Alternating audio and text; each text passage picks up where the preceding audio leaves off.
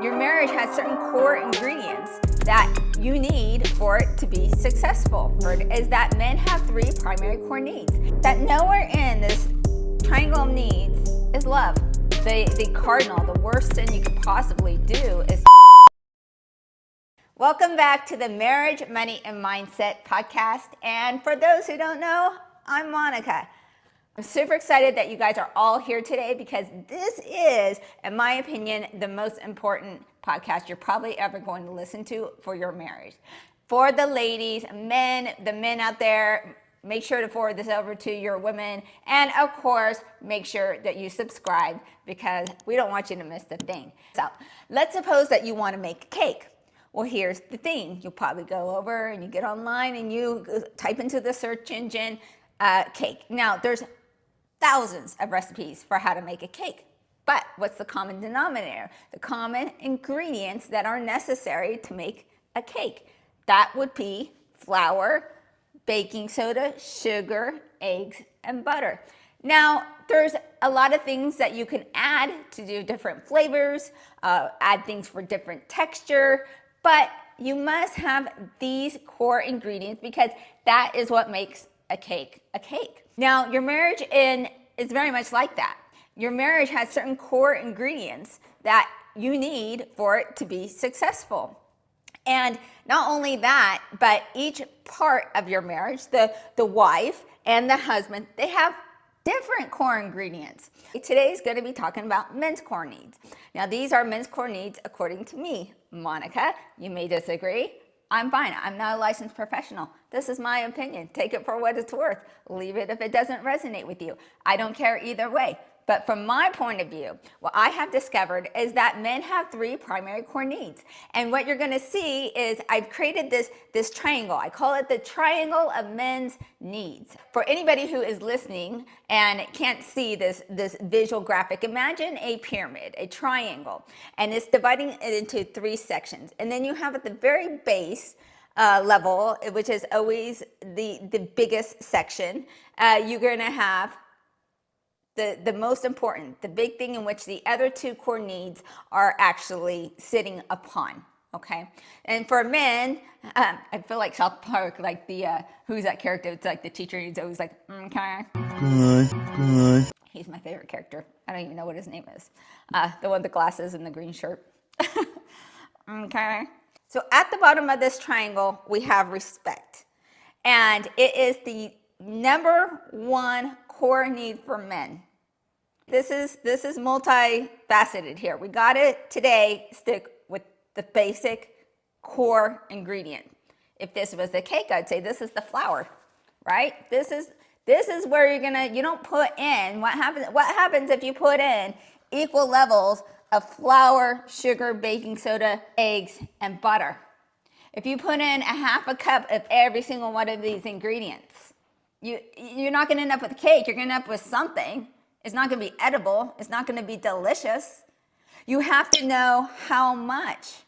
That there's certain ratios of ingredients that have to go in to making this cake or into making your relationship.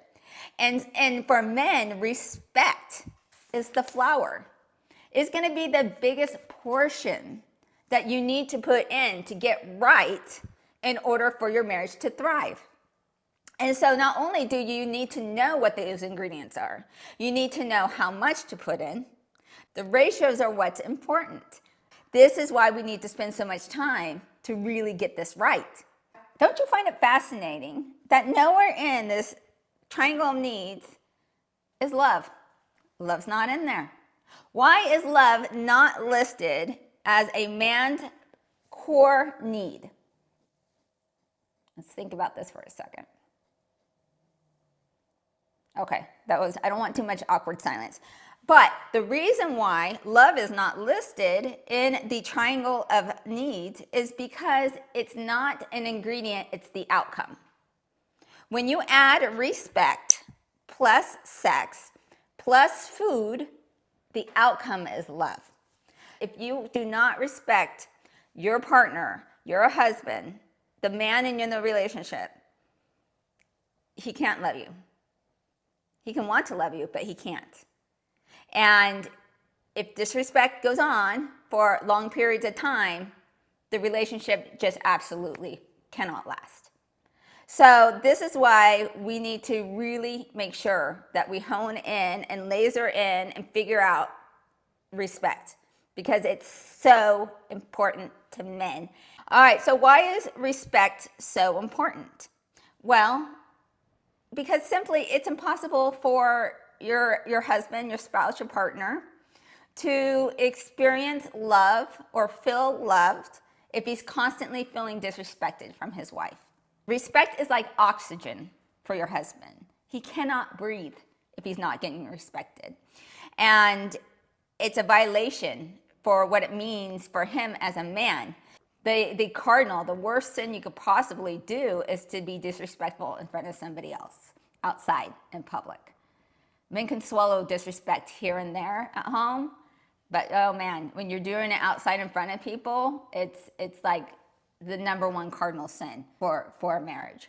Now, we're not talking about momentary lacks of disrespect. We're all human. We get into an argument, we might say something off the cuff.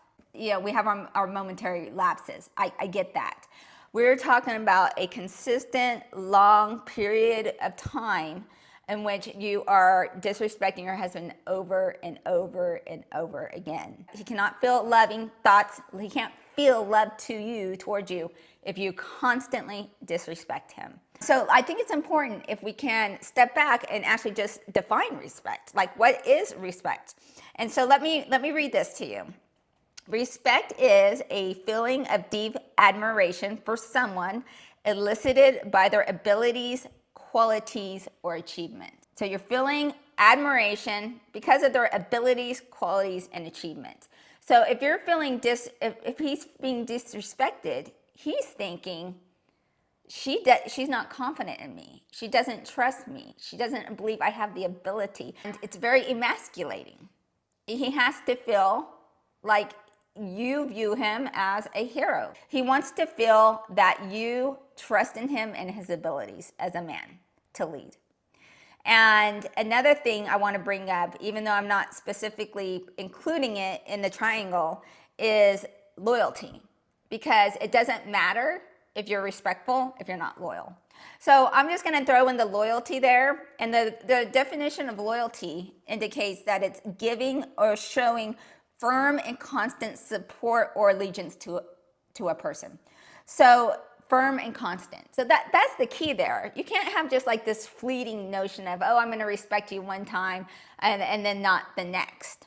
Okay, it's not something that can come and go and wane, because just like your feelings. Like I don't know about you, if you're anything like me, like I could be pissed off at my husband, and then 5 minutes later I think he's like the most amazing thing and feel so much love and admiration. But that respect has to be consistent. It can't, despite what you're feeling in the moment. And that's where it gets really, really difficult. So is that you? Are you the type of person to bring to your relationship that shows constant and consistent feelings of admiration elicited by your husband's abilities, qualities, or achievement? And if you go, well, I would love to. Of course, I would love to be that person, but there's nothing I can respect. As soon as he becomes a man I can respect, then I will respect him. And I guarantee you, there's things about your husband that you can respect, or else you wouldn't have married him. I'm confident that you married a good man. You're going to notice a consistent pattern in every single one of these podcasts. And that's going to be that I believe that men are inherently good. Most men are good and wanting to do right. We're going to go and assume that you have a healthy husband, a normal marriage, not somebody who is addictive and has issues. We're talking about normal marriages, not ones that are in crisis. And leveling up your level of respect is something that is going to pay off by multiples, because it's the only way you're going to get what you want. What's in it for you? Giving respect to your husband is the only way you're going to get what you want, which is to feel loved. I'm going to say it again. Giving your husband respect is the only way you're going to get what you want out of the marriage, which is to feel loved. Because respect is equal to love for him. And not only is it equal to love, I would actually say it's more important than love. Interchange them for a guy. Respect is the same word as love for a man. One thing too I want to think about is why us as women sometimes have a hard time really conceptualizing just how important respect is for a man. And the reason why I kind of never really got it before was because I just assumed his needs were the same as mine.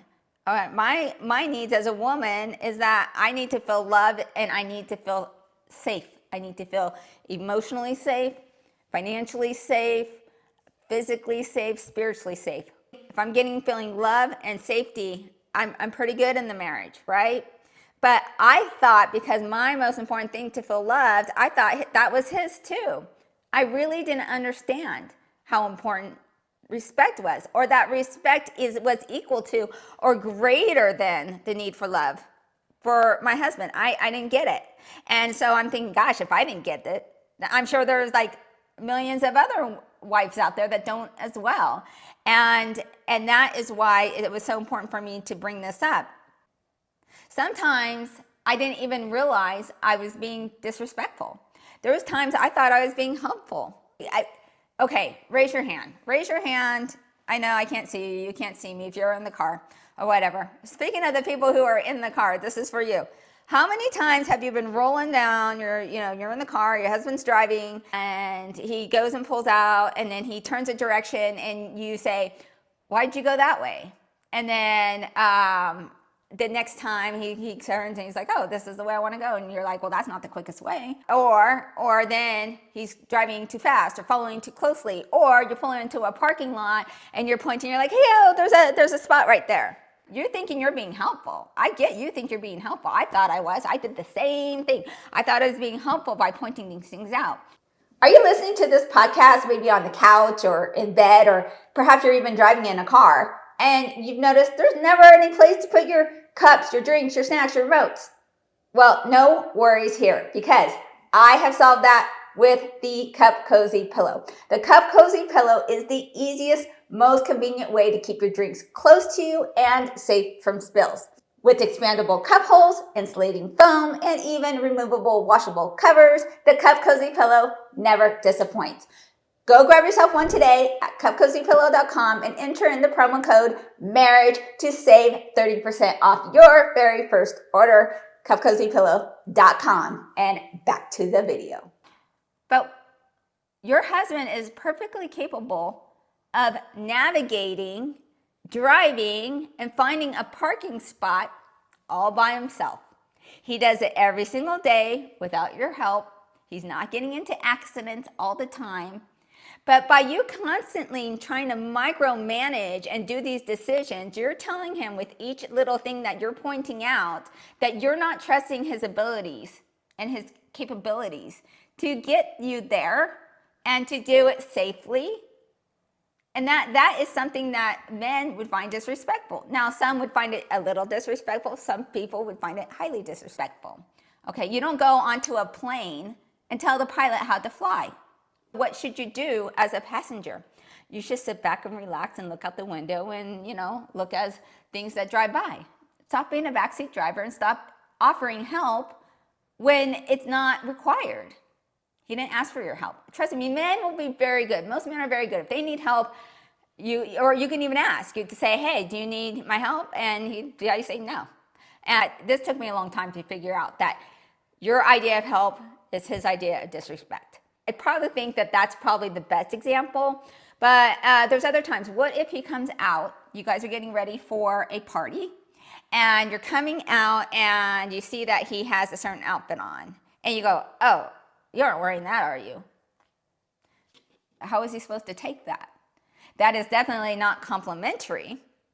Not that say you can't express your desires but the way it's worded is disrespectful. So in that case, you can be like, "Oh, baby, I really love when you wear this. Would you consider? I think you look so handsome in this other outfit. Would you mind wearing that instead? Oh, I love it so much on you." That's a far cry from, "You aren't wearing that, are you?" So it's not necessarily in the things that you say, but in the tone that you say it. A lot of times too, who cares? Who cares what he wears, right? I think the only time I try to point things out is that my husband and I, we like to match when we're going out, like outfit colors and things like that. So once in a while, I'll be like, "Hey, I really, it'd be nice if you could wear this or that." Or I'll even ask him, I'm like, "What do you want me to wear?" I do the same thing. You have an idea? You have any preference?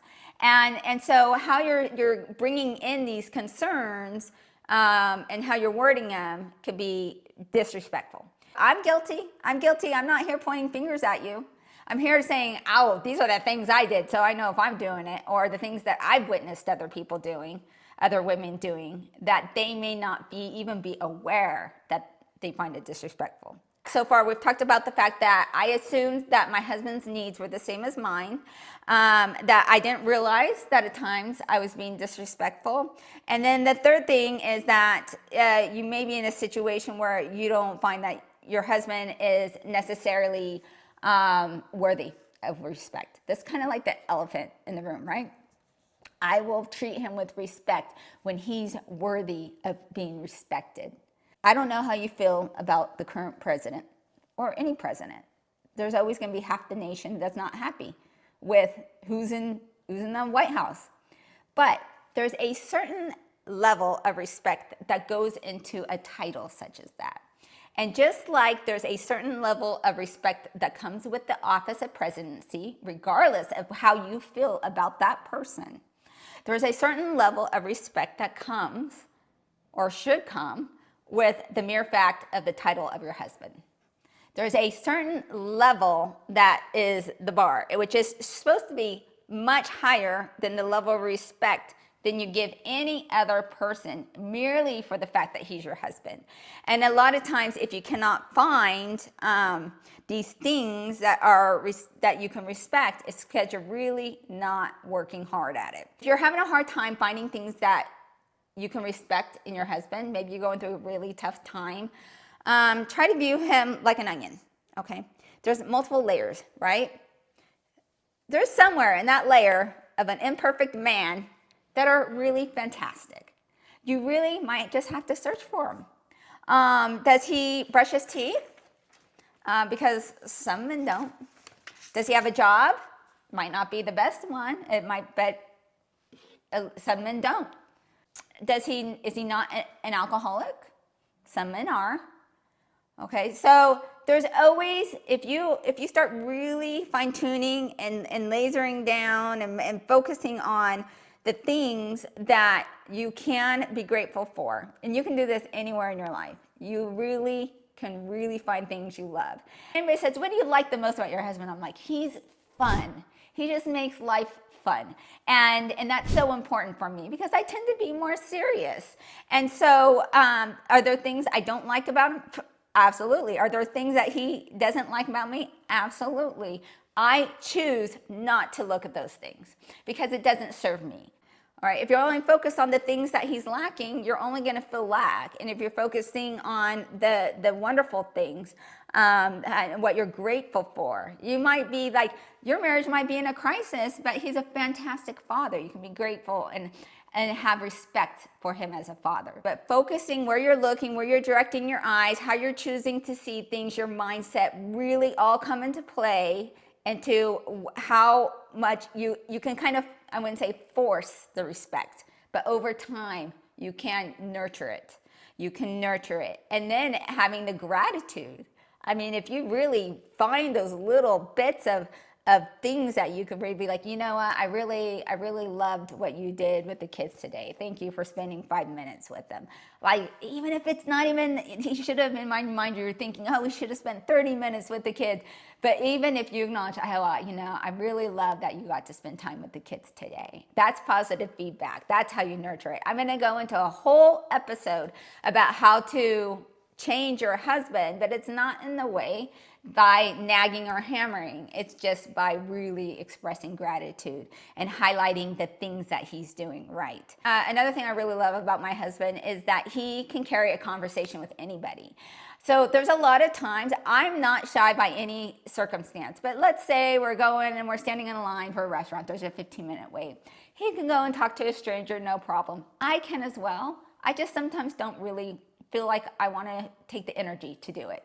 And so I kind of sit back and I just let him have the conversation with the stranger, and do that small chat. Or the same thing at a party. Sometimes you're with people you don't know, and making that small chat, you could do it, but it takes effort. And so I'm so grateful that he has that ability, that is skill to make that small chat, and it allows me to just be a bit more quieter and reserve my energy when I don't feel like it.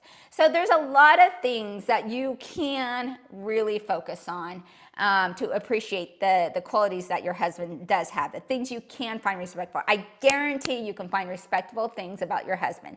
You may think, Monica, I get what you're saying, but it just seems to me so unfair that I have to do all the work. And I get that. I get why it may appear to be that way. But why is it that you have to do all the work? Why doesn't your man just become the type of person that you would respect him, and then you'll respect him, and then you'll give him the respect that he deserves?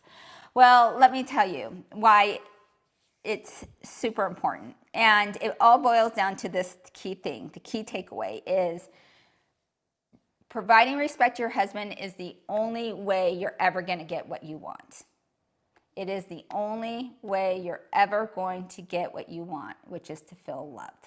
It's a classic chicken and the egg scenario, because what happens is, you have which came first, the chicken or the egg. Well, you might say, oh, I'll give him respect when he shows me love, and then he is going to be saying, oh, I'm going to give her love when she shows me respect. Somebody has to go first. So why not you? You just decide, because you don't want to give him respect, because as soon as he becomes respectful, you're just being stubborn. You're just shooting yourself in the foot to not get what you want. Somebody has to go first. And men do not hold grudges, not much. You start changing things and it will transform and turn around fast, really, really fast. So what do you have to lose? Is there ever a point in which you can provide too much respect for your husband? And I would say no. It's like saying, can you provide too much love for your wife? No. Can you spoil her too much? I don't know. Can you over-respect your husband? I don't know. Can I have too much admiration for him and his abilities? No, absolutely not.